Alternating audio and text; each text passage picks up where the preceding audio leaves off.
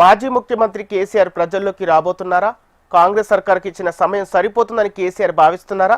నదీ జలాల విషయంలో బీఆర్ఎస్ ప్రజా పోరాటాలకు సిద్ధమవుతుందా? కాంగ్రెస్ ప్రభుత్వమే లక్ష్యంగా బీఆర్ఎస్ క్షేత్రస్థాయిలోకి వెళ్లనుందా?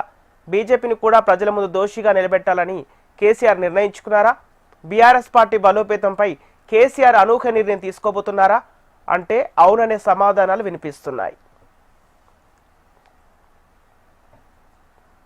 ప్రధాన ప్రతిపక్ష పార్టీ బీఆర్ఎస్ ప్రజా పోరాటాలకు సిద్ధమవుతోంది. కాంగ్రెస్ ప్రభుత్వం ఏర్పడి 2 ఏళ్లు ముగిసిన నేపథ్యంలో ఇకపై ప్రజా సమస్యల లక్ష్యంగా పోరాటం చేయాలని బీఆర్ఎస్ అధినేత కేసీఆర్ నిర్ణయించారు.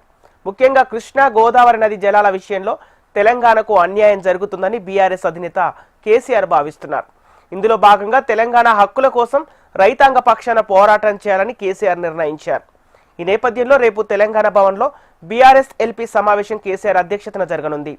బీఆర్ఎస్ ఎల్పీ సమావేశంతో పాటు రాష్ట్ర కార్యవర్గ సమావేశాన్ని కూడా సంయుక్తంగా నిర్వహించాలని కేసీఆర్ నిర్ణయించారు.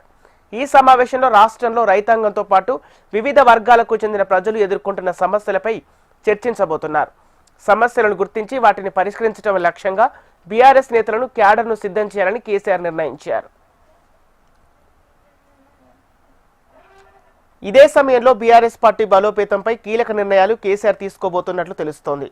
సంస్థాగతంగా బలంగా లేని కారణంగానే బీఆర్ఎస్ వరుస ఎన్నికల్లో ఓటమి పాలవుతుందని బీఆర్ఎస్ నేతలు భావిస్తున్నారు. ఈ నేపథ్యంలో పార్టీ బలోపేతం మీద కూడా ఫోకస్ పెంచాలని కేసీఆర్ నిర్వహించారు. తద్వారా పార్టీ గుర్తుపై జరగబోయే ఎంపీటీసీ, జెడ్పీటీసీ ఎన్నికలతో పాటు గ్రేటర్ ఎన్నికలకు నేతలను, క్యాడర్ను సిద్ధం చేయాలని కేసీఆర్ పట్టుదలతో ఉన్నారని సమాచారం.